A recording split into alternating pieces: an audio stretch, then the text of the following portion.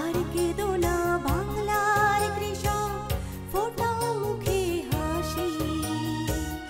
তোমরা দেশের আসল নায়ক, বলবে বিশ্ববাসী।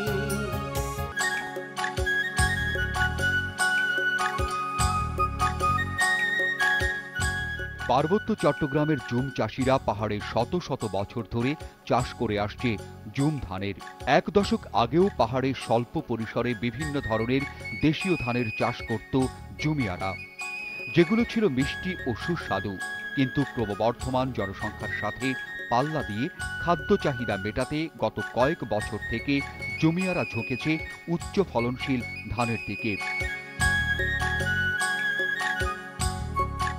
পুরুষ জমিয়ারা প্রতি বছর মার্চ এপ্রিল মাসে পাহাড়ে বা পাহাড়ের ঢালে আগুন দিয়ে বিভিন্ন ধরনের গাছপালা ও জঙ্গল পরিষ্কার করে আর মে জুন মাসে জুম ধানের চাষ শুরু করে।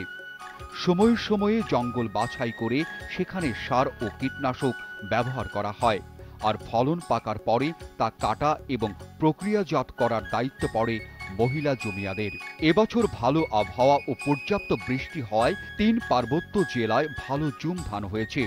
কৃষি বিভাগ সূত্রে জানা গেছে, এবছর ৩ পার্বত্য জেলায় ৪৫,১৭০ একর জমিতে চাষ হয়েছে জুম ধানের।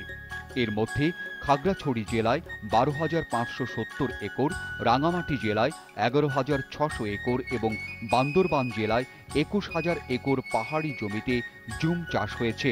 কৃষি বিভাগের লক্ষ্যমাত্রা প্রতি একরে ৪০ থেকে ৫০ মণ ধান। এই হিসেবে ৩ পার্বত্য জেলায় ১৮ লক্ষ থেকে ২২ লক্ষ মণ ধান উৎপাদনের লক্ষ্যমাত্রা নির্ধারণ করেছে কৃষি কর্মকর্তারা।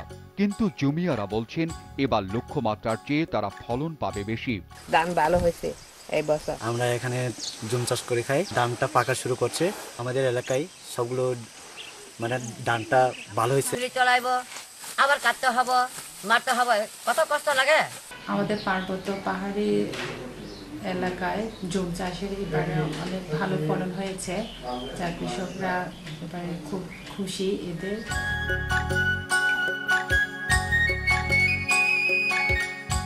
পাহাড়ে চাষাবাদ পদ্ধতির কথা শুনলে সমতলের অনেকেই অবাক হবেন, কিন্তু কৃষি বিভাগের নির্দেশনা অনুযায়ী চাষ করে পাহাড়েও যে সোনা ফলানো যায় তার উজ্জ্বল দৃষ্টান্ত জমিয়ারাই।